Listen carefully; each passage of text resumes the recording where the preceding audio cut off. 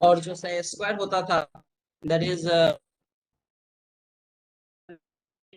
Density होता था sir psi square equal to 0 को हम नोड बोलते हैं। नोड का मतलब होता है या रिच जीरो, उसको हम लोड बोलते हैं सर। सो अगर आप टर्म्स नोड डिफाइन करेंगे कि नोड क्या होता है, तो एरिया और probability of finding of electron is 0।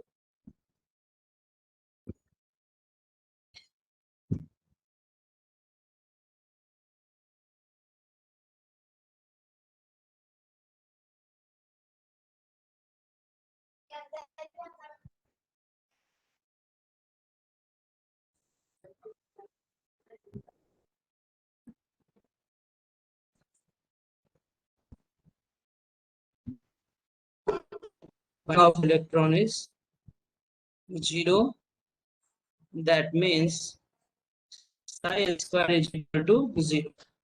दो टाइप के नोड होते हैं सर। एक तो नोड होता है रेडियल नोड। रेडियल नोड का मतलब होता है कि न्यूक्लियस से रेडियल डिस्टेंस पे आप चाहेंगे, R1 डिस्टेंस पे, R2 डिस्टेंस पे, R3 डिस्टेंस पे आपको नोड मिलेगा, that is called radial node. Radial node is equal to होता है n-l-1। है प्रिंसिपल क्वांटम नंबर, एल क्या है एजीमुथल क्वांटम नंबर, एंड 1 तो 1 है। दूसरा है angular node. Angular node equal to होता है एल, एजीमुथल क्वांटम नंबर के बराबर होता है angular node. So total node कितना हो जाएगा, total node is equal to n-l-1 radial node plus angular node. So L से एल कैंसल, n-1 किसी भी ऑर्बिटल के लिए टोटल नोड। ठीक है।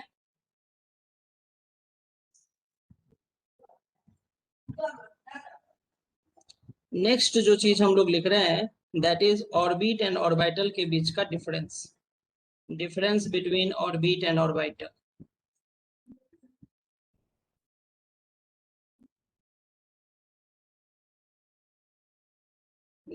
Difference between orbit and orbital, difference between orbit and orbital क्या होगा, ऑर्बिटल के बीच का डिफरेंस। कॉन्सेप्ट ही अलग अलग है। ऑर्बिट और ऑर्बिटल का कॉन्सेप्ट ही अलग अलग है सर। अगर फर्स्ट पॉइंट देखें तो हम लोग ये बोल सकते हैं कि it is well defined circular path. Orbit क्या होता है, it is well defined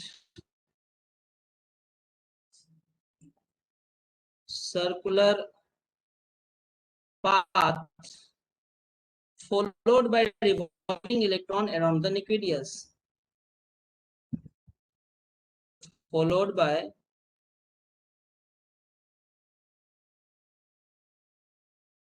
revolving electron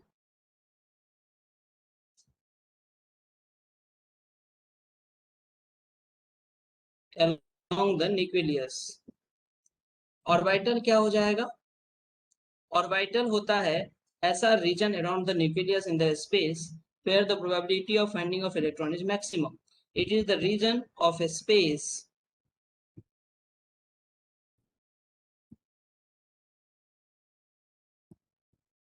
it is the region of a space around the nucleus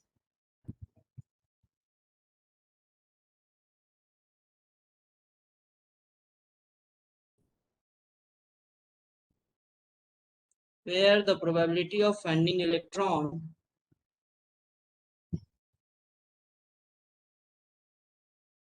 where the probability of finding electron is not zero, या फिर ये बोल सकते हैं where electron is most likely to be found।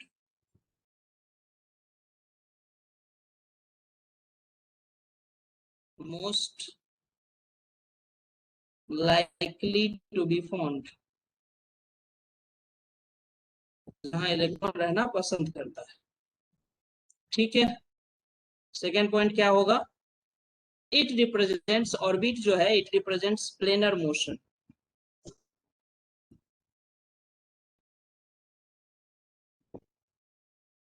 It represents planar motion of electron, right. जबकि orbital का concept क्या बोलता है? It represents three dimensional motion of electron.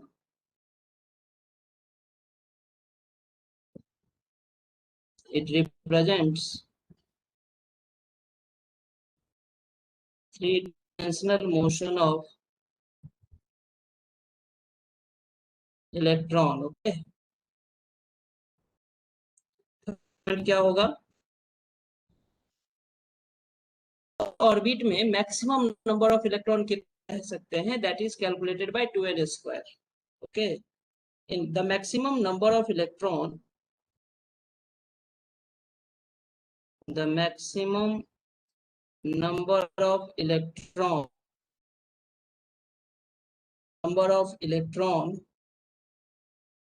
in an orbit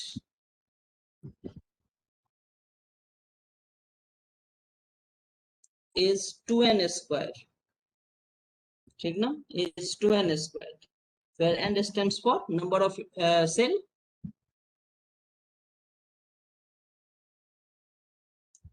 where n is orbit number।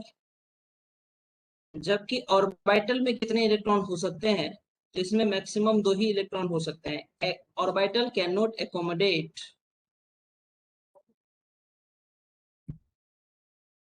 Can not accommodate more than two electron। Orbital can not accommodate more than two electron. अगर आप इसको देख के confuse हो रहे होंगे कि sir S P D F बोले हैं आप, ऑर्बिटल है और पी में 6 इलेक्ट्रॉन होता है सर, तो मोर देन टू इलेक्ट्रॉन कैसे नहीं हुआ? तो अगर आप ऐसे कंफ्यूज हो रहे हैं तो आप समझिए आगे चल के अभी कि सर पी ऑर्बिटल में जो है वो 3 डिजेनरेट ऑर्बिटल होते हैं, पी एक्स, पी वाई और P Z. and each degenerate orbitals hold maximum of 2 electron। so 3 degenerate orbital अगर दो दो इलेक्ट्रॉन होल्ड करेंगे तो टोटल 6 इलेक्ट्रॉन होगा। डी के 5 डिजेनरेट ऑर्बिटल होते हैं, एफ के 7 डिजेनरेट ऑर्बिटल होते हैं। सो एक ऑर्बिटल में दो से ज्यादा इलेक्ट्रॉन नहीं रह सकता है, ठीक है। सो पी में अगर 6 है या डी में अगर 10 है तो उस डी में 5 डिजेनरेट ऑर्बिटल होता है और 1 डिजेनरेट ऑर्बिटल है ओनली 2 इलेक्ट्रॉन। सो किसी एक ऑर्बिटल में दो से ज्यादा इलेक्ट्रॉन नहीं हो सकता है। और ऑर्बिट में कितने इलेक्ट्रॉन होते हैं? 2n स्क्वायर के फॉर्मूला से निकालते हैं। डन है ये। ऑर्बिट का जो कंसिडरेशन था, ऑर्बिट का जो कॉन्सेप्ट था वो टू डायमेंशनल कॉन्सेप्ट था और ऑर्बिट को आप सर्कुलर शेप में मानते हैं, जबकि ऑर्बिटल जो होता है उसका डिफरेंट शेप होता है। एस का स्फेरिकल, टी का डम्बल, डी का डबल डम्बल, है ना। सो सर्कुलर ऑर्बिट होता है। Orbits are circular in shape. Orbit का शेप सर्कुलर होता है सर, जबकि ऑर्बिटल डिफरेंट शेप के होते हैं। Orbitals have different shape.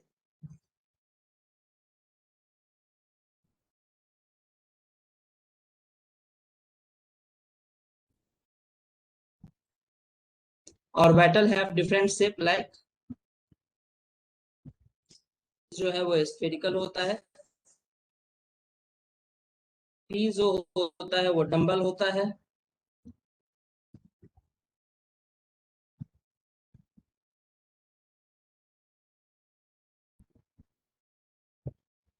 ना। फिट से ड्रा कर देते। और कुछ पॉइंट लिख सकते हैं क्या? एक इंपॉर्टेंट पॉइंट और लिख सकते हैं। ऑर्बिटल चूंकि सर्कुलर होता है तो इसमें डायरेक्शनल प्रॉपर्टीज नहीं होता है, ऑर्बिटल नॉन डायरेक्शनल होते हैं। जबकि ऑर्बिट जो होता है वो डायरेक्शनल होता है, जैसे P X, P Y, P Z. हालांकि ऑर्बिटल में जो एस है, एस नॉन डायरेक्शनल ऑर्बिटल है, स्फेरिकल होता है, इसमें भी डायरेक्शन नहीं होता। बट हाँ, कुछ में तो होता है ना, पी में होता है, डी में होता है डायरेक्शन। फिफ्थ पॉइंट लिख सकते हैं कि ऑर्बिट आर नॉन डायरेक्शनल।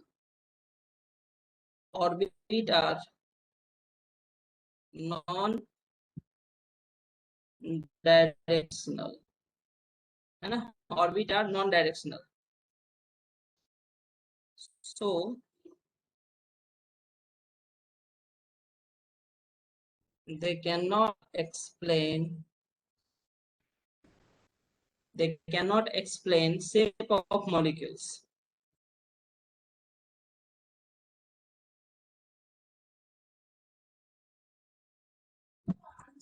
इसमें फिफ्थ पॉइंट क्या कर सकते हैं, ऑर्बिटल्स एक्सेप्ट एस ऑर्बिटल, है ना, सब में डायरेक्शन होता है। ऑर्बिटल ब्रैकेट में हम एक्सेप्ट एस ऑर्बिटल लिख सकते हैं, एस को छोड़ के, एस डायरेक्शनल लेस होता है। और except S orbital have directional character,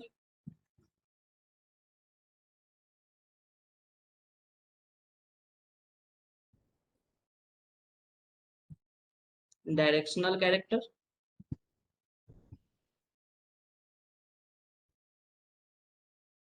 have directional character. Okay,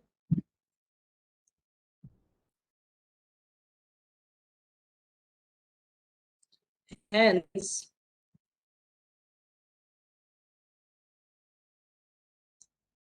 they can account for shape of molecules.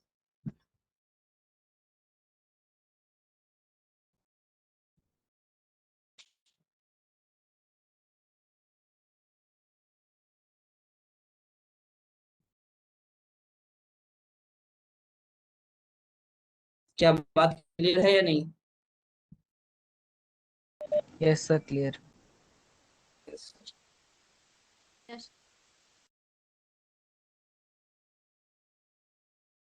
Sir. चलिए कुछ कुछ बातें हम लोग विजुअल ऑर्बिटल के बारे में देख लेते हैं।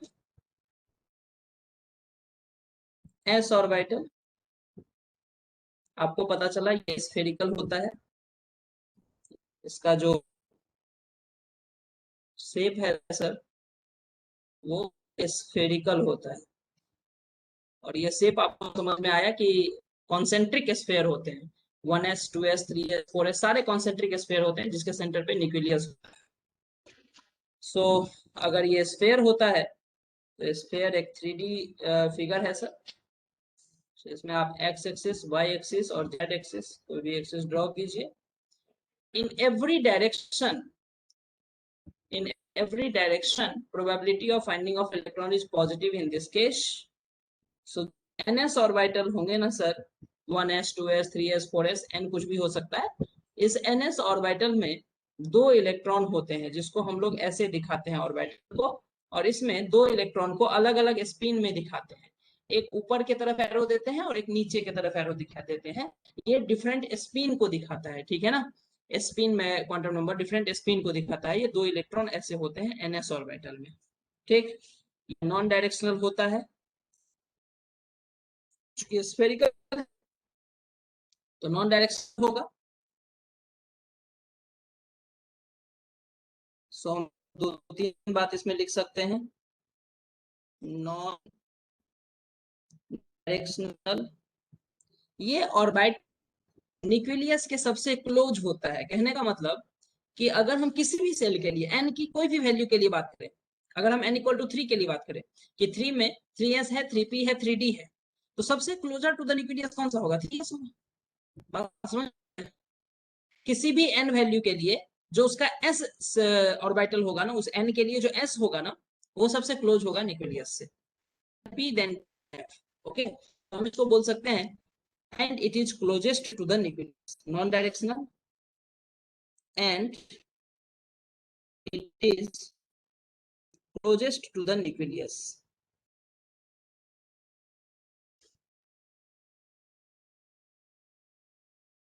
ये एक बात हुई।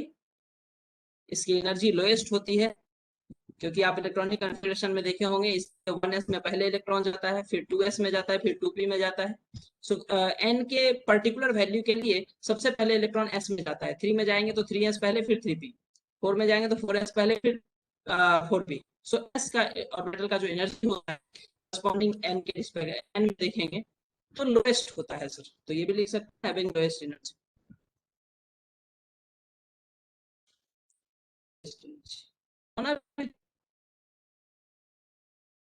दोनों चीज कंपेयर करता है। न्यूक्लियस से जितना जो क्लोज है उसका एनर्जी उतना कम होगा, न्यूक्लियस से जितना दूर जाएगा एनर्जी बढ़ता जाएगा। एनर्जी का एक था ना उस थ्योरी में, वो है।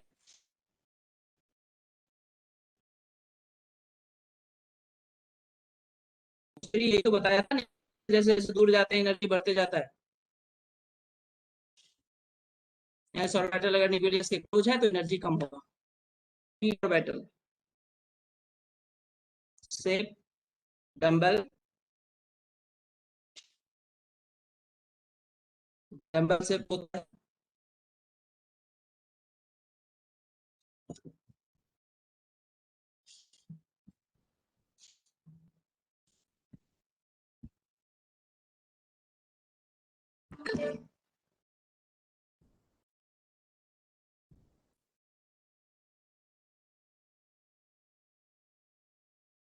Consist of two lobes, dumbbell shape में दो लोब्स होते हैं sir. Consist of two lobes which is separated by a region which is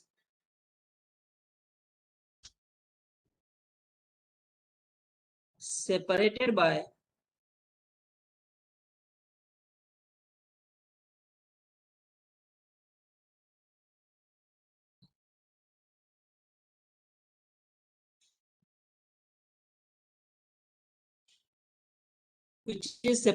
a region of zero probability called node of zero probability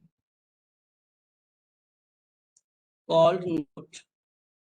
simple सी बात है, simple सी बात ये है कि सर अगर आप एक्सिस देखेंगे, ये एक्स एक्सिस है, ये वाई एक्सिस है।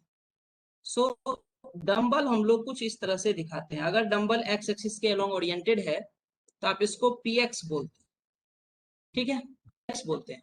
अब आप समझिए यहाँ जो है, ये जो पॉइंट दिख रहे हैं जिसके तरफ से दो लोब्स है, एक लोब इधर एक लोब इधर, ये जो दोनों लोब्स हैं उसके बीच में जो सेंटर आपको दिख रहा है, ये सेंटर एक्चुअली न्यूक्लियस है। क्या बोले थे हम आपको, डबल भी कंसेंट्रिक टू न्यूक्लियस होता है, डबल डबल कॉम्प्लेक्स सारे कंसेंट्रिक टू न्यूक्लियस होते हैं। तो यहाँ तो probability of finding of electron zero है। तो लिखा कि consist of two lobes which is separated by a region of zero probability called node. तो ये जो जीरो प्रोबेबिलिटी रीजन है जिसको नोड बोल रहे हैं, एक्चुअली वो न्यूक्लियस है। क्लियर सर, ये पी एक्स है। आवाज नहीं आ रही है। Yes sir. ये वाई एक्सिस हो गया, वाई के अलोंग अगर लोब्स ओरिएंटेड होगा तो आप इसको पी वाई बोलेंगे, और अगर जेड एक्सिस के अलोंग ओरिएंटेड होगा तो आप उसको पी जेड बोलेंगे। तो हम इसको एक्स एक्सिस, इसको जेड एक्सिस मान लेते हैं, और ये हो गया आपका पी जेड ऑर्बिटल। अब आप बोलेंगे ये तो वाई होता है सर, जेड क्यों नहीं होता है? तो मैडम एक्स वाई और जेड तीनों पर म्यूचुअल परपेंडिकुलर होते हैं एक दूसरे के। क्या हम सही हैं? तीनों ही एक्सिस जो होते हैं वो एक दूसरे के म्यूचुअल परपेंडिकुलर होते हैं। नहीं, इतना सुंदर एक्सिस क्यों बनता है बताइए? ये इसको मान लेते हैं हम लोग जेड एक्सिस, उसको मान लेते हैं एक्स एक्सिस, मान लेते हैं वाई एक्सिस। अगर आपको मन नहीं करे कि नहीं सर वाई की तरफ हम नहीं देंगे तो आप ऐसे मान सकते हैं। लेकिन तीनों एक दूसरे को म्यूचुअल परपेंडिकुलर है तो किसी को हम एक्स और जेड मान ले तो कोई प्रॉब्लम नहीं है उसमें। सो ये पी जेड हो जाएगा, या पी जेड को आप ऐसे दिखाना चाहते हैं तो आप ऐसे दिखा सकते हैं जेड एक्सिस की तरफ, ठीक है। जेड हम एक्सिस को मान सकते हैं, एक्स पे परपेंडिकुलर कोई एक्सिस है जिसको हम जेड ले सकते हैं, इसमें कोई परेशानी नहीं है। सो पी ऑर्बिटल्स में तीन डिजेनरेट ऑर्बिटल्स हुए जिसको हम लोग ऐसे दिखाते हैं। अब इसमें क्या है कि कोई कंपल्सन नहीं है कि पहला को आपको पी एक्स मानना है, फिर पी वाई मानना है, फिर पी जेड मानना है। इस P X P Y P Z को बोलते हैं डिजेनरेट ऑर्बिटल। क्या बोलते हैं? Degenerate orbital. डिजेनरेट ऑर्बिटल जो होते हैं उसकी एनर्जी इक्वल होता है। डिजेनरेट ऑर्बिटल मतलब equal energy, equal energy orbital. आराम से समझिए, जो फर्स्ट सेल है, जो फर्स्ट ऑर्बिट है, फिर सेकेंड ऑर्बिट है, फिर थर्ड ऑर्बिट है, तो सेल की एनर्जी तो अलग अलग है ही।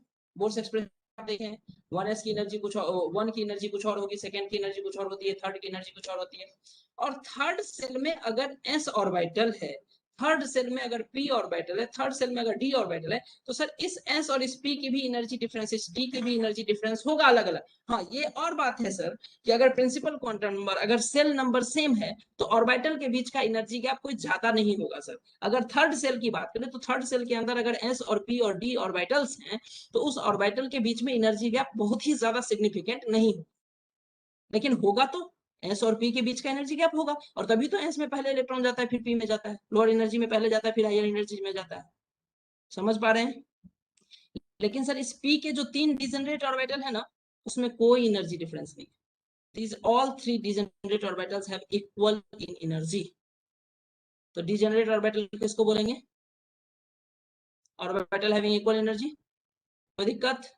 सो इसीलिए आप किसी को पहले को पी वाई मान लेते हैं, इसको पी एक्स, इसको पी जेड, कोई फर्क नहीं पड़ता है। जब आप इलेक्ट्रॉन फिलिंग शुरू करते हैं तो आप यहाँ से इलेक्ट्रॉन फिलिंग शुरू करते हैं, सब में दो दो इलेक्ट्रॉन मैक्सिमम रह सकता है, इसीलिए पी में टोटल इलेक्ट्रॉन 6 होता है, 3 डिजेनरेट ऑर्बिटल है, टोटल 6 इलेक्ट्रॉन एकोमोडेट करता है P orbital. P orbital total electron कितने एकोमोडेट करता है? Can accommodate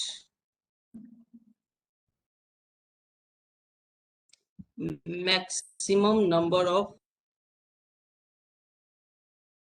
6 electron. क्या बात है यार, आप लोगों को नींद लग रहा है क्या आज?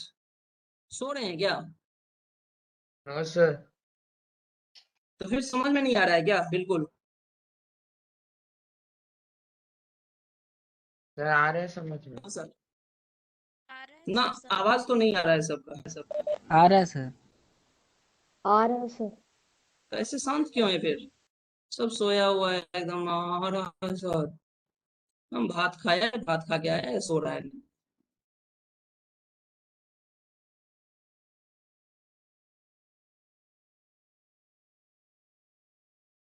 डी और,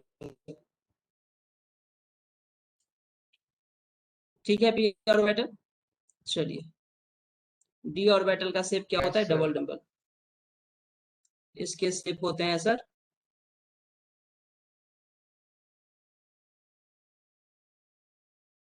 डबल डबल। डबल डबल होता है इसका शेप। चलिए, इसके डिजेनरेट ऑर्बिटल कितने होते हैं? धराधर मैं आपको सारा डिजेनरेट ऑर्बिटल बना देता हूँ। ये रहा एक्स एक्सिस, ये रहा वाई एक्सिस। तो इसमें दो टाइप के कैटेगरी होता है। कुछ 3 ऑर्बिटल जो होते हैं वो एक्सियल होते हैं। इसमें टोटल नंबर ऑफ जो डिजेनरेट ऑर्बिटल होते हैं, अगर मैं ऐसे लिखूं आपको, जो डी ऑर्बिटल होता है, इस डी में दो टाइप के डिजेनरेट ऑर्बिटल होते हैं। सर स्लाइड थोड़ा अप कीजिए ना। हाँ पापा। ये दो टाइप के डिजेनरेट ऑर्बिटल होते हैं। पहला हो गया क्या? एक्सियल। और दूसरा नॉन एक्सियल। एक्सियल में आता है D X square Y square and D Z square. Actually ये ऑर्बिटल जो होते हैं वो एक्सिस पे अलाइन होते हैं। और नॉन एक्सियल में आता है D X Y, D Y Z, D Z X. ये होते हैं नॉन एक्सियल। तो 3 होते हैं नॉन एक्सियल। नॉन एक्सियल का मतलब है कि ये हो गया आपका एक्स एक्सिस, ये हो गया वाई एक्सिस। तो एक्सिस पे लाइन नहीं होगा ऑर्बिटल। ऑर्बिटल क्या होगा? 45 डिग्री एक्सिस के बीच में, प्लेन एक्सिस के प्लेन के बीच में ऐसे होगा 45 डिग्री पे, ऐसे। ये ऐसे क्यों बना बैलून? नहीं बनेगा क्या?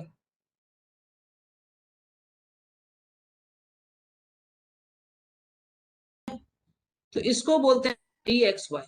अगर यही प्लेनर, जो प्लेन में, जो प्लेन में ऑर्बिटल है, अगर एक्सिस एक्स जेड ले लेंगे तो आप डी एक्स जेड बन जाएगा। वाई जेड प्लेन के बीच में आप खींचेंगे, ये प्लेन वाई जेड प्लेन के बीच में आप डबल डबल खींचेंगे तो वो डी वाई जेड हो जाएगा। तो क्या तीनों एक्सियल को हम इसी में रहने दें और दो खींच देते हैं? तीनों नॉन एक्सियल को ऐसे रहने देते हैं और एक्सियल हम दोनों खींच देते हैं आपको। ये अगर एक्स एक्सिस है और ये वाई एक्सिस है, तो अगर एक्सिस पे अलाइन है ऑर्बिटल, एक्स एक्सिस पे ऐसे 1 डबल और दूसरा डबल वाई एक्सिस पे अलाइन है, तो इस ऑर्बिटल को बोलेंगे D X square Y square. D X square minus Y square मत बोलिएगा, D X square Y square. और जो डी जेड स्क्वायर होता है ना, उसके एक ही लोब्स होते हैं। ये एक्स एक्सिस मान लीजिए और ये जेड मान लेते हैं। एक ही लोब्स होते हैं जो कि डी जेड जेड एक्सिस पे अलाइन होते हैं। और एक्स वाई प्लेन में क्या होता है, तो एक कॉलर होता है इसके एक्स वाई प्लेन में, इसको बोलते हैं कॉलर, कफ। कफ और कॉलर, इस कॉलर में भी इलेक्ट्रॉन डेंसिटी होता है दोस्त, अच्छा खासा इलेक्ट्रॉन डेंसिटी होता है। This is called D Z square. So D Z square में क्या होता है, लोब्स जो होते हैं वो जेड एक्सिस पे अलाइन होते हैं और उसके चारों तरफ एक्स वाई प्लेन में कॉलर होता है। आप लोग एक्स वाई प्लेन कंसीडर कर पा रहे हैं नहीं कर पा रहे हैं? अगर ये जेड एक्सिस है, अगर ये पेन जेड एक्सिस है, तो ये एक्स वाई प्लेन है, समझ रहे हैं बात?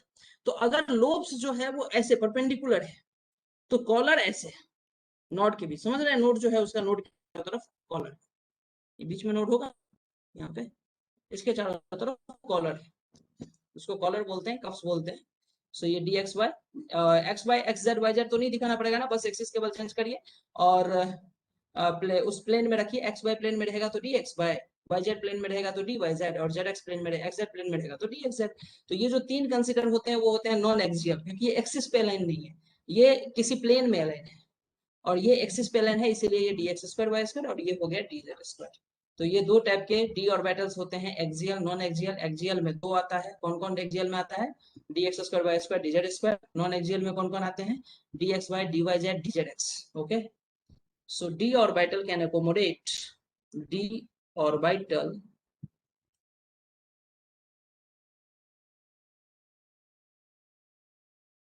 can accommodate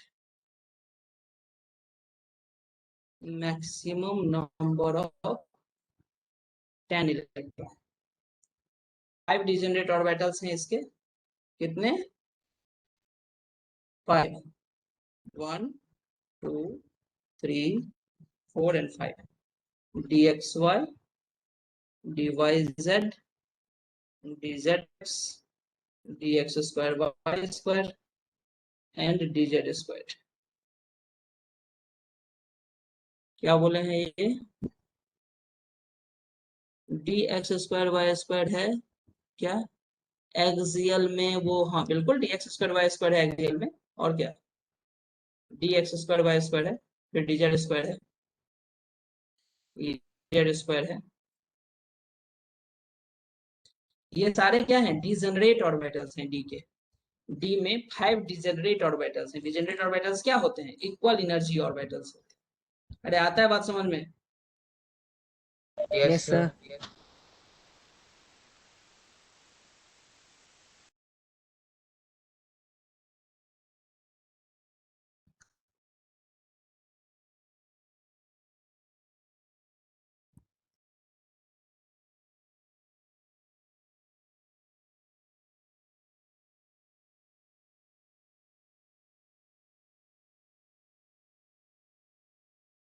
ये जो 5 हैं सर,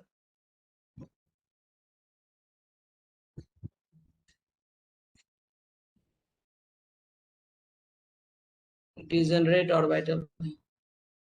डी के 5 ऑर्बिटल हैं, D X Y D Y D Z X D X square Y square D Z square. क्या याद हुआ ये? D X Y D Y Z D Z X D X square Y square D Z square. पढ़ते तो आप लोग हैं नहीं, मुंह से तो बोलते हैं नहीं, कंजर्वेशन ऑफ एनर्जी करते हैं, है कि नहीं? एकदम एनर्जी को कंजर्व करके रखते हैं, एकदम बोलते नहीं है। बोलिए तभी आवाज निकलेगा, नहीं तो दिमाग में सब कुछ चलेगा, जबान पे कुछ आएगा नहीं।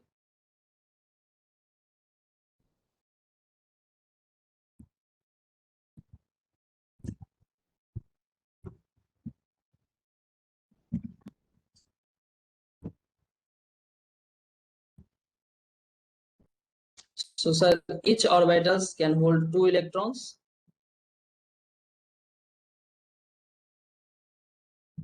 ऑर्बिट और ऑर्बिटल के बीच का डिफरेंस सारे 5 पॉइंट्स आप लोग याद करेंगे। नेक्स्ट क्लास में इंडिविजुअल नेम से बोलेंगे और वो माइक ऑन करके बताएंगे हमें, और ऐसे नहीं कॉपी खोल के पढ़ सर। लैंग्वेज मिलना नहीं चाहिए, इंग्लिश मिलना नहीं चाहिए। ठीक है तो, ठीक है तो। Okay sir. Yes sir.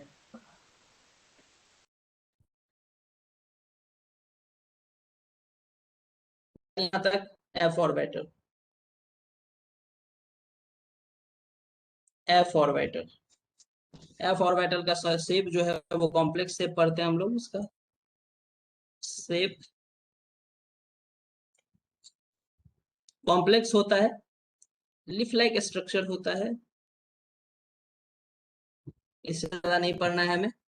It has 7 degenerate orbital,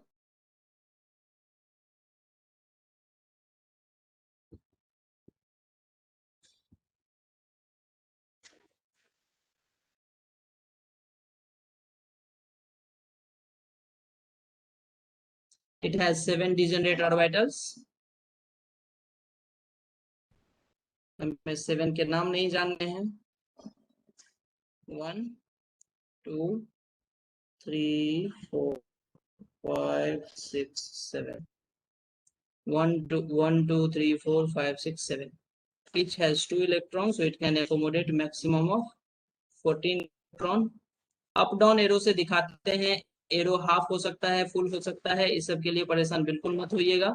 that's only a way of representation. अगर कहीं पे हाफ एरो से ऐसे दिखाता है, this is also okay, no problem. Sorry, cross क्यों किए? This is also okay, no problem. So complete arrow से दिखाए, हाफ एरो से दिखाए, कोई प्रॉब्लम नहीं है, ओनली वे ऑफ रिप्रेजेंटेशन है।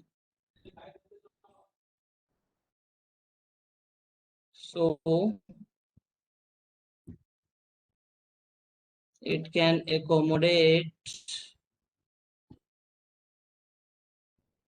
maximum number of 14 electron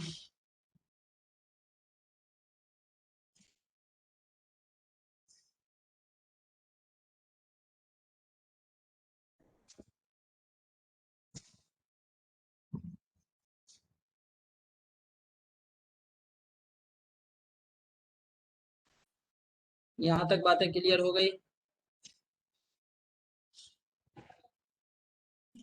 हो गई ये बात clear? Yes sir. Yes sir. Yes sir. Yes sir. चलिए एक बात बताइए, Yes, अब sir. आप डिजेनरेट ऑर्बिटल्स पढ़ लिए, आप ऑर्बिटल पढ़ लिए, अगर आपसे कोई पूछता है कि px ऑर्बिटल है, इसमें हमें नोडल प्लेन बताइए, नोडल प्लेन बताइए px ऑर्बिटल के लिए, px ऑर्बिटल के लिए नोडल प्लेन बताइए। कैसे बताएंगे? समझिए जरा। डंबल आप समझ पा रहे हैं? डंबल देखे हैं ना जिम में, ऐसा होता है। कैसा? ओ, ऐसे देखो, बीच में हैंडल होता है और दोनों साइड लोब्स होता है। बीच में हैंडल पकड़ने के लिए होता है, उस हैंडल को खत्म कर दो, दोनों लोब्स को एक पॉइंट पे लाके मोड़ दो, ठीक है? जोड़ दो, मोड़ नहीं दो, जोड़ दो। मतलब 3D होता है ऐसे, डंबल 3D होता है ऐसे। कहने का मतलब ये है कि इसमें तुम एक्सिस एज्यूम करो, एक वाई एक्सिस और एक इसके तरफ एक्स एक्सिस। समझ रहे हो? हम प्लेन समझा रहे हैं। देखो यहाँ जो तुम समझ रहे हो ना, ये चीजें, ये 2D में नहीं है, ये चपटा नहीं है, ये 3D फिगर है। कहने का मतलब ये है कि अगर आप यहाँ पे ऊपर की तरफ एक जेड एक्सिस कंसीडर करेंगे, एक ऐसे इस प्लेन के ऊपर अगर ऐसे एक जेड एक्सिस कंसीडर करेंगे, और यहाँ पे अगर एक्स वाई प्लेन में डंबल है, ठीक है ना, तो एक्स जेड प्लेन में भी इलेक्ट्रॉन होंगे। ये बात आपको समझ में आ रहा है? नहीं आ रहा है ना? कैसे आएगा? No sir. ये लेसो टूल यूज करता है, इसका जो बैकग्राउंड है वो तो हमारे हाथ को आने ही नहीं देता है। जनाब ये एस एक्सिस है, देख रहे हो, एक्स एक्सिस ये है। एस एक्सिस पे कोई प्लेनर स्ट्रक्चर नहीं है, 3D स्ट्रक्चर है। ये समझ रहे हो आप? ये 3D स्ट्रक्चर है, चारों तरफ एक्स एक्सिस के चारों तरफ वो डंबल लाइक शेप में, डंबल में इलेक्ट्रॉन क्लाउड है। तो अगर वाई एक्सिस ऐसे मान लो और जेड एक्सिस ऐसे मान लो, ऊपर की तरफ ऐसे, तो अगर ये जेड एक्सिस है, तो हम जब एक्स जेड प्लेन की बात करेंगे तो ये प्लेन होगा। समझ रहे हो? अगर ये जेड एक्सिस हुआ तो एक्स जेड प्लेन समझ पा रहे हो? Yes sir. तो एक्स जेड प्लेन में इलेक्ट्रॉन है या नहीं है? इलेक्ट्रॉन है ना भाई, 3D में यहाँ इलेक्ट्रॉन है ना? Yes, sir. डंबल तो ऐसे है ना? Yes sir. नहीं समझ पा रहे हो क्या? सब लोग नहीं समझ पा रहे हैं। कोई बॉल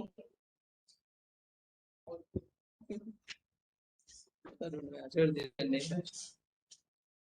समझ पा रहे हैं? Yes sir. Yes, sir.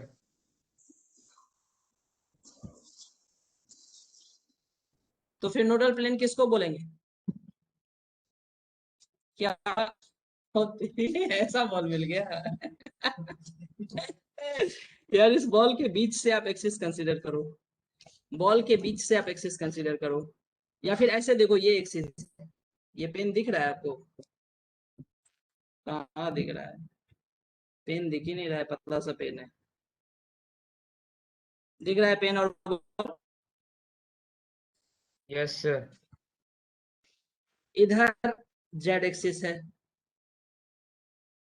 तो इस बॉल में अगर कोई इलेक्ट्रॉन है तो एक्स जेड प्लेन में भी तो इलेक्ट्रॉन होगा ना यार, दोनों साइड बॉल है, एक ही साइड नहीं। तो एक्स जेड प्लेन जो होगा वो यही होगा ना, एक्स एक्सिस से लेके जेड एक्सिस तक, तो उसमें होगा ना इलेक्ट्रॉन क्लाउड होने की चांसेस है ना। लेकिन जो वाई एक्सिस है, तो वाई और जेड के बीच का बात करो, ये तो एक्स वाई एक्स जेड की बात है, वाई और जेड सर के बीच कुछ का भी बात नहीं करिए कि देखा। अगर जेड एक्स, कुछ भी नहीं देखा, नहीं देख सकते।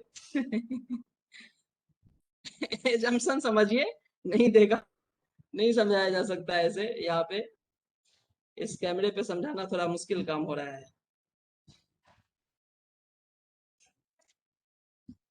जस्ट अ मिनट, मैं रिकॉर्डिंग पॉज करता हूँ और पी ऑर्बिटल का 3D शेप शेयर करता हूँ। वेट, थोड़ा मुश्किल है चीजें, आप एजम्पशन में पी ऑर्बिटल,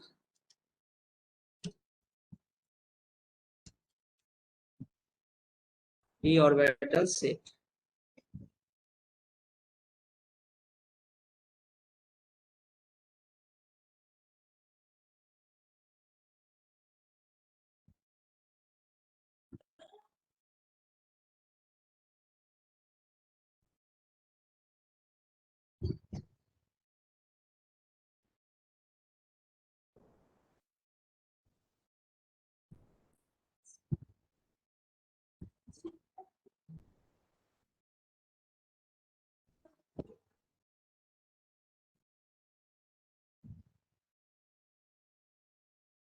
कुछ दिख रहा है क्या?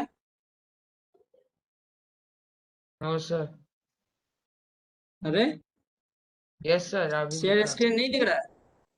सर अभी दिख रहा नहीं, फ्रिज हो गया, है। Yes sir. फ्रिज हो गया, आपको दिख कैसे रहा है?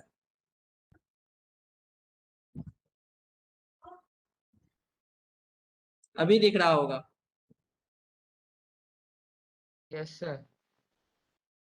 सर क्या बोल रहा हूँ कि आप इस डंबल को देखिए, पी ऑर्बिटल वाला डंबल को देखिए, और डंबल के बीच में देखिए तो न्यूक्लियस लिखा हुआ है क्या? Yes, sir. दोनों साइड लोब्स है और बीच में जो पॉइंट है वो न्यूक्लियस है ना। तो आप समझ लोग, बोर्स ऑर्बिट में हम लोग, बोर्स थ्योरी में हम लोग क्या पढ़े थे, और श्रोडिंगर जो हमें वेव इक्वेशन दिया वो चीजें क्या था, एडवांस कंप्यूटिंग के हेल्प से ये डबल डंबल कैसे आया, पॉइंट प्लॉट किया, probability of finding of electron पे कंप्यूटिंग के बेसिस पे पॉइंट प्लॉट किया, वो पॉइंट हमें डंबल जैसा दिखा, all dumbbells are concentric to nucleus और sphere are concentric to nucleus. तो एजम्पशन समझ में आ रहा है कि किस तरह का कितना कॉम्प्लेक्स एटम होगा। अभी आप देखो कि इसमें ये जो है पीजेड है, जेड एक्सिस पे दोनों लोब्स है, किस एक्सिस पे है ये लॉब्स किस एक्सिस पे है?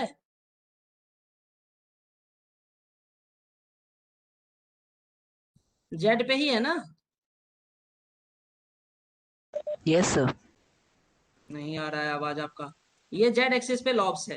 तो अब जरा देखिए कि ये जो लोब्स है जेड एक्सिस पे, इस केस में अगर हम वाई जेड प्लेन की बात करें, तो वाई जेड प्लेन ये वाला प्लेन है, वाई जेड प्लेन में इलेक्ट्रॉन क्लाउड है या नहीं है, पॉजिटिव है या नहीं है? वाई जेड प्लेन, अरे वो स्फेरिकल मतलब वो डंबल जैसा शेप है यार, प्लेनर थोड़ी है, चपटा थोड़ी है वो, कि एक्सिस पे ही है। एक्सिस के बाहर, ऐसा थोड़ी है। प्लेन नहीं समझ पा रहे हैं क्या?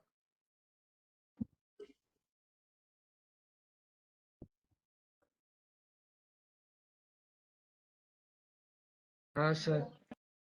सर को समझ नहीं आ रहा।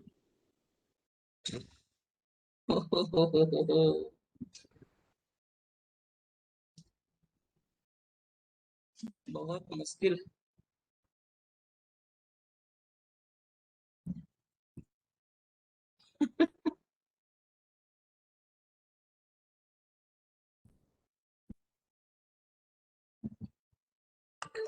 कुछ समझ नहीं आ रहा है सर। अभी दिख रहा है, अभी फ्रीज है, कुछ समझ में नहीं आ रहा है। अच्छा चलो, इसमें हम टेम्पररी चेंज देते हैं। यहाँ पे वाई एक्सिस यही था ना। अच्छा, थ्री डी तो इसका देखिए ना, ऐसा चपटा नहीं था, थ्री डी ऐसा कुछ बॉल जैसा ये स्ट्रक्चर था ना, ऐसा ही स्ट्रक्चर था ना। मैं ये बोल रहा हूँ कि ये प्लेन है वाई जेड प्लेन, और ये प्लेन है एक्स वाई प्लेन। ये वाई एक्सिस जो है वो परपेंडिकुलर टू प्लेन है। अब इतना अगर एज्यूम नहीं कर पाएंगे तो 11th मतलब क्या है? क्या मतलब है? मतलब एक प्लेन और एक प्लेन के जस्ट ऊपर, ये वाई यहाँ लेटा हुआ नहीं है, वाई को के टर्मिनल को पकड़ के उठा दीजिए ऐसे, वाई इधर की तरफ है, तो क्या एक्स वाई प्लेन नहीं समझ पा रहे हैं? सर आपका स्क्रीन फ्रीज हो गया है। सर बहुत ये तो बढ़िया भाई पॉसिबल जी। नहीं हो पाएगा। Yes sir. Yes sir, screen freeze हो गई।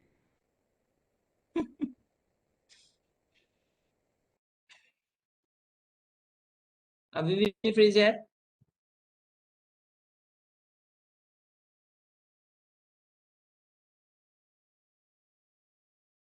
No sir. अभी आपको ये दिख रहा है मैं जेड में कुछ कलर किया हूँ 3D? Yes sir. Yes sir. क्या आपको नहीं लग रहा है वाई जेड प्लेन आप समझ पा रहे हैं? इस प्लेन को वाई जेड प्लेन बोल रहे हैं। Yes sir. Yes Y sir. Axis और जेड एक्सिस के बीच का प्लेन वाई जेड प्लेन। अच्छा, एक्स वाई प्लेन समझ में आ रहा है? X yes sir. एक्सिस और वाई एक्सिस के बीच का प्लेन।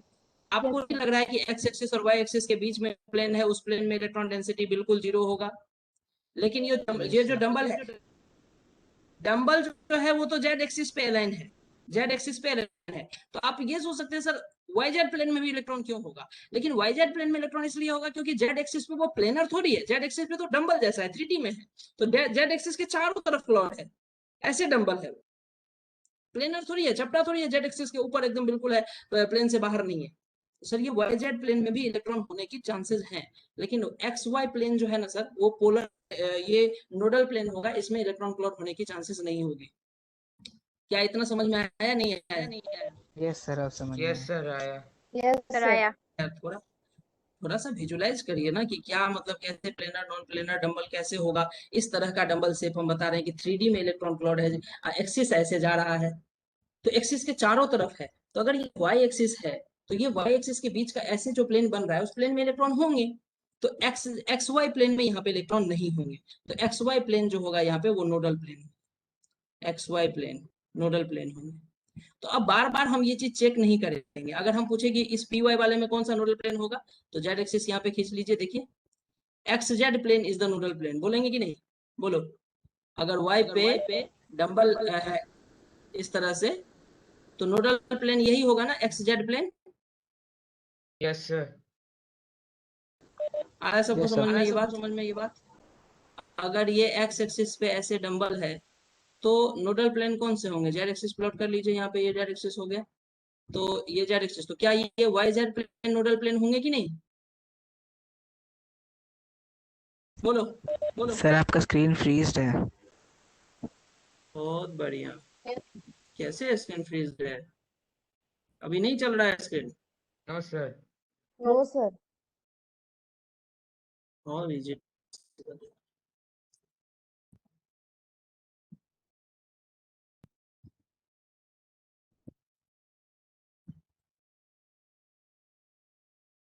हाँ, बार स्क्रीन फ्रीज है यहाँ पे।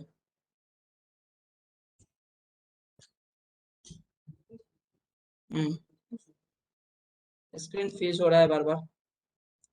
क्लियर है अभी? Yes, sir.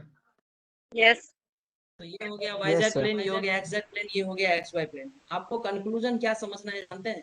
आपको अगर आंसर समझना है कि px ऑर्बिटल के लिए कौन से प्लेन नोडल प्लेन होंगे, तो आपको ये करना है, px ऑर्बिटल है तो x को छोड़ दीजिए, जो दो एक्सिस बचा उसका पेयर बना लीजिए प्लेन में। x को छोड़ के दो, कौन सा दो एक्सिस बचा? y और z, तो yz प्लेन हो गया नोडल प्लेन। py के लिए नोडल प्लेन कौन से होंगे? y को छोड़ दीजिए, कौन से एक्सिस बचे? x और z, तो xz plane is a nodal plane. pz orbital के लिए कौन से नोडल प्लेन होंगे? z को लिव आउट कर दीजिए, कौन सा प्लेन और ये बचा, एक्सिस बचा x और y, so xy is the nodal plane, xy plane is the nodal plane. Answer समझ में आया? Yes, sir. Yes, sir. जिस ऑर्बिटल के लिए नोडल प्लेन पूछा जाएगा उस एक्सिस के ऑर्बिटल को छोड़ दीजिए, उस एक्सिस को छोड़ दीजिए, जो दो रेस्ट ऑफ टू एक्सिस बचे उसका प्लेन बना लीजिए। px के लिए yz प्लेन, py के लिए xz प्लेन, pz के लिए xy प्लेन। अरे क्लियर है? नहीं है? Yes, sir. Yes, sir. Yes, Clear. sir. तो ये पॉइंट क्लियरली आप ध्यान रखेंगे, जैसे भी आपको लिखना है वो आप लिख सकते हैं यहाँ पे कि सर नोडल प्लेन P के लिए क्या होता है। आप D के लिए नोडल प्लेन समझिए, नोडल प्लेन इन D ऑर्बिटल आप समझिए। कहाँ गया D ऑर्बिटल? ये है। जितने भी एक्सियल ऑर्बिटल है ना, यहाँ देखिए कि जेड एक्स वाई प्लेन अगर आप प्लेन में मान लेते हैं ये दो एक्सिस को, तो जेड एक्सिस कैसे मानेंगे आप? परपेंडिकुलर टू द प्लेन, ठीक ना? तो जितने एक्सियल होंगे, जैसे T X Y, sorry non axial, T X Y, T Y Z, T Z X, उसके लिए आपको क्या करना है कि जो दो एक्सिस बोल रहा है ना, उस दोनों को अलग अलग तीसरे एक्सिस में पेयर बना लेना है। जैसे एक्स एक्सिस हुआ तो एक्स के साथ एक पेयर बना लेंगे आप एक्स जेड का, और दूसरा वाई के साथ पेयर वाई जेड का। X Z plane and Y Z plane are a nodal plane in case of D X Y. D X Y orbital के लिए कौन कौन प्लेन नोडल प्लेन होंगे? बोलो। डी एक्स वाई ऑर्बिटल है तो nodal plane कैसे लिखेंगे? क्या छुटा हुआ है इसमें? जेड छुटा हुआ है, तो जेड के साथ दोनों का पेयर बना लीजिए, एक्स के साथ जेड, वाई के साथ Z. This is nodal plane. अरे आ रहा है बात समझ में? Yes, sir. Yes, sir. Yes, sir. X Y के लिए नोडल प्लेन हुआ एक्स जेड वाई जेड। तो बताओ ये डी वाई जेड अगर है तो डी वाई जेड के लिए नोडल प्लेन आप लोग बताइए, जल्दी से बताइए। Sir, X, Y और X, Z. एक्स वाई और एक्स जेड। अब इसको आप ये लिखते हैं और कोई अगर वाई एक्स लिखता है तो कोई इतनी बड़ी इशू नहीं है, जेड एक्स लिखता है तो ये दोनों एक ही बात है। समझ लो, प्लेन एक ही है। समझ रहे हो नहीं समझ रहे? तो ये Yes, sir. Yes, क्या sir. नोडल प्लेन इसके लिए समझ गए?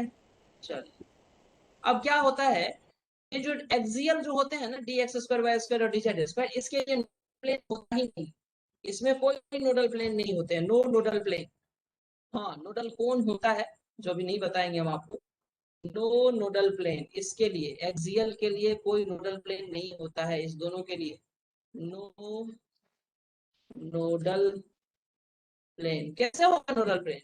जेड एक्सिस पे ऑलरेडी ऑर्बिटल है और एक्स वाई प्लेन में तो कॉलर है, कॉलर में इलेक्ट्रॉन होते हैं, तो कहां से नोडल प्लेन आएगा? यहाँ पे एक्स पे भी है, वाई पे भी है। जेड एक्सिस अगर आप परपेंडिकुलर ड्रॉ भी करेंगे तो एक्स जेड प्लेन में तो ये ऑर्बिटल जो है, ये जो लोब्स है एक्स एक्सिस पे, उसका इलेक्ट्रॉन क्लॉड होगा। वाई जेड प्लेन में भी वाई पे जो लोब्स है उसका इलेक्ट्रॉन क्लॉड होगा, तो कोई प्लेन नहीं बचेगा यहाँ पे किस चीज के लिए? Nodal plane. यहाँ पे नोडल कोन डिफाइन होता है, ठीक है? अब इसको नहीं जानेंगे हम लोग। So this nodal plane, no nodal plane. इस केस में एक्स वाई एक्सियल के केस में नोडल प्लेन क्या याद हुआ? क्या ये चार नोडल प्लेन का कॉन्सेप्ट याद हुआ कि P orbital, S orbital, P orbital, D orbital और एफ ऑर्बिटल। एफ के बारे में ज्यादा एनालिसिस करते ही नहीं हम लोग। सो एस कोई नोडल प्लेन नहीं, कोई नोडल एंगल नहीं, सिर्फ न्यूक्लियस पे नोड है। न्यूक्लियस के बाहर स्फेरिकल सेल में everywhere probability of finding of electron positive है। P तीन degenerate orbital, all are axial, px, py, pz. In case of px, yz plane is a nodal plane. In case of py, xz plane is the nodal plane. In case of pz, xy plane is the nodal plane. जो axial है, जिस axis पे lobes है उसको छोड़ के दो other axis का प्लेन ले लेते हैं। d orbital has 5 degenerate orbital, 2 are axial, 3 are non axial। Non axial के केस में जो भी ऑर्बिटल है, dxy है या dyz है या dzx है, जिस दो प्लेन के बीच में वो ऑर्बिटल अलाइन है, उस दोनों के साथ तीसरे का पेयर बनाते हैं। एक्स वाई प्लेन में है तो एक्स के साथ जेड का पेयर और वाई के साथ जेड का पेयर, ये होंगे नोडल प्लेन एक्स जेड और वाई जेड। जो एक्सियल है उसमें नोडल प्लेन एग्जिस्ट नहीं करता है। क्या इतना बात दिमाग में फील हुआ या नहीं हुआ? Yes, Yes, sir. sir. Yes, sir. जल्दी से सारे Yes, कॉन्सेप्ट को sir. रिपीट करिए। Yes, sir. पक्का? Yes. Yes. Yes. Yes, sir. Yes sir. मुझे Yes, ऐसा sir. क्यों लगता है कि अपना टाइम हो चुका है? और अगर मुझे ऐसा लगता है कि अपना टाइम हो चुका है तो स्वयं शायद आप व्हाट्सएप पे कुछ डॉट भेजे हैं क्या? Yes, sir. तो आपका डॉट जो है वो कुछ ज्यादा लंबा चौड़ा डॉट है, एक दो नहीं है, 5 7 10 डॉट है। तो या तो हम लोग लीजर टाइम में कभी फोन पे डिस्कस कर लेंगे, क्योंकि सॉल्यूशन अगर मैं आपको भेज भी दूं तो सॉल्यूशन तो ऑलरेडी किताब में है, तो उससे क्या समझेंगे? तो Yes, जो sir. एक्सप्लेनेशन नीडेड है, जो एक्सप्लेनेशन नीडेड है वो एक्सप्लेनेशन हम लोग डिस्कस कर लेंगे कभी, ठीक है? कोशिश करेंगे नेक्स्ट क्लास में हम कुछ क्वेश्चन ऐड करें अपने स्क्रीन में, ताकि उस क्वेश्चंस को डिस्कस करके देखें कि जो चीजें हम पढ़े हैं वो क्या है नहीं है। मुझे लगता है डी ब्रॉगली वेव इक्वेशन हम लीव आउट कर गए हैं। डी ब्रॉगली हाइपोथेसिस छोड़े हैं ना? नहीं लिखवाए हैं ना? Yes, sir. छोड़े। H equal to lambda is equal to H by M B, de Broglie hypothesis हम छोड़े हैं। सो नेक्स्ट क्लास में ना पहले हम लोग डी ब्रॉगली हाइपोथेसिस थोड़ा सा छोटा सा पार्ट है, H equal to M by lambda equal to H by M B, छोटा सा पार्ट है de Broglie wave equation.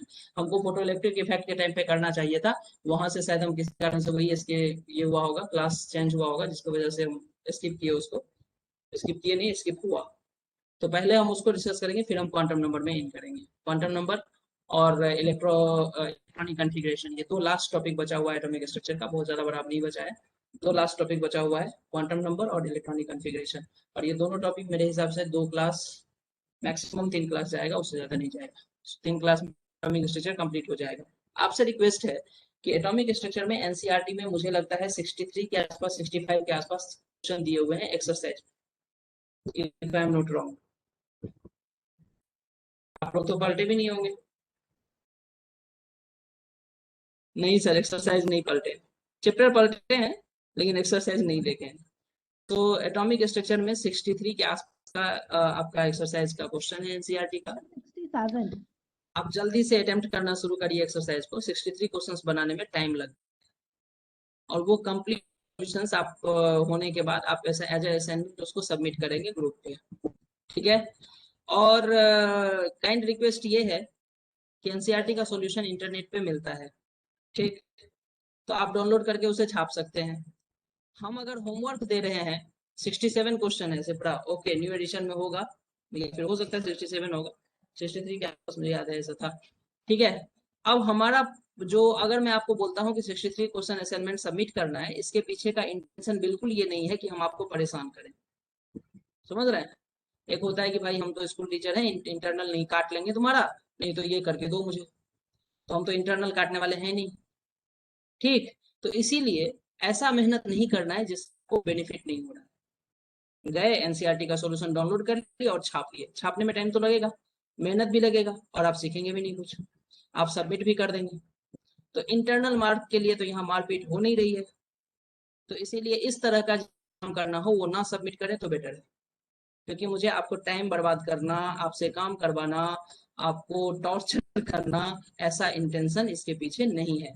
Intention ये है कि 67 क्वेश्चंस अगर एनसीईआरटी का एटॉमिक स्ट्रक्चर का कोई बच्चा ऑनेस्टली बना लेता है, मुझे नहीं लगता है कि मेंस के एग्जाम में उसको एटॉमिक स्ट्रक्चर से क्वेश्चन छूटेगा, नहीं छूटेगा, कोई कॉन्सेप्ट नहीं बचेगा। तो अगर वैसे करना है तो वैसे करिए, एक एक क्वेश्चन बनाइए, जो दिक्कत होता है पूछिए, हेल्प जरूर ले सकते हैं नेट से। अगर क्वेश्चन आपको थोड़ा सा कॉन्सेप्ट मिसिंग लग रहा है कि ये यहाँ पे ऐसे होना चाहिए, नहीं हो रहा है, हमें कंफर्म होना है, तो आप नेट से हेल्प लीजिए।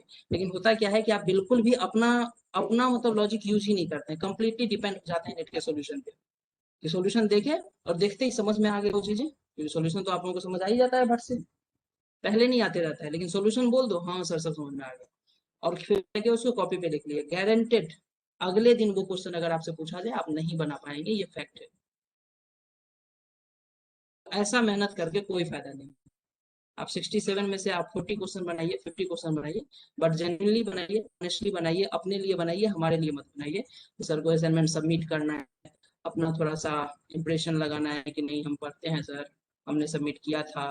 तो ये करने से कोई फायदा नहीं है, हम आपको इंटरनल नहीं देने वाले हैं। तो ऐसा भी इंटेंशन, मतलब ऐसा भी नहीं करना है। ठीक, मोटा मोटी बात समझ में आया क्या करना है? Yes, sir. Yes, हाँ, sir. तो जो करना है ऑनेस्टली करना है, खुद के लिए करना है, अपने हमारे लिए नहीं करना है करके करके देंगे मुझे, हम सोल्यूशन बेचेंगे, ऐसा नहीं है। तो आप आराम से अपने लिए करिएगा, ऑनेस्टली करिएगा, और डॉट जो भी होगा वो भेजिएगा, थोड़ा लेट थोड़ा सवेर आंसर जरूर मिलेगा।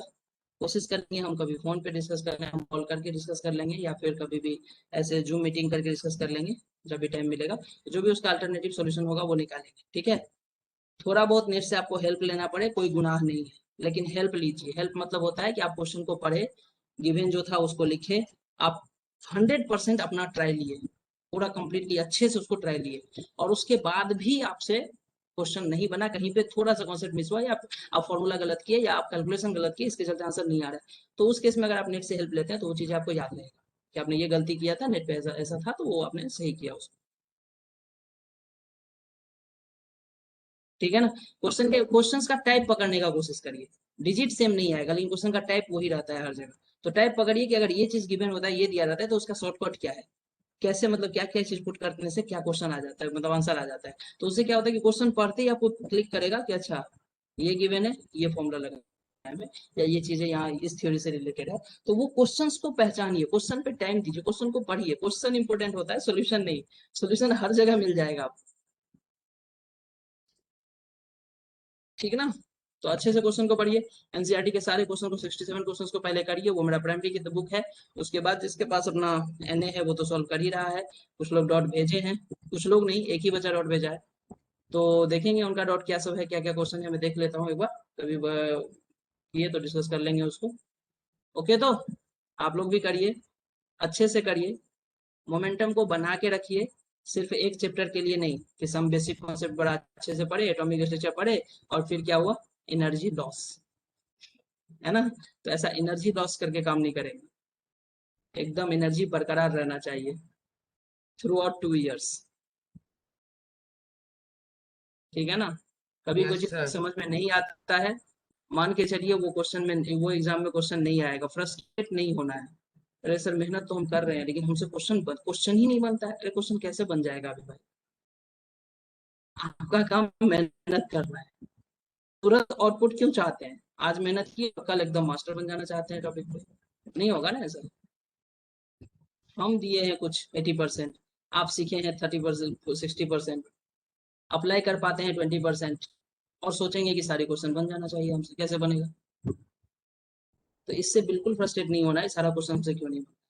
क्वेश्चन समझ में आ रहा है क्या, थ्योरी समझ में आ रही है, बहुत है, बनेगा, धीरे धीरे बनेगा, थोड़ा टाइम लगेगा, बनेगा सब चीजें, परेशान नहीं हो, ठीक है। तो Yes, sir. बस लगे रहिए, होगा। चलिए मिलते हैं कल, कल नहीं परसों, कल संडे है ना। Yes, sir. Yes, sir. Okay. Sir.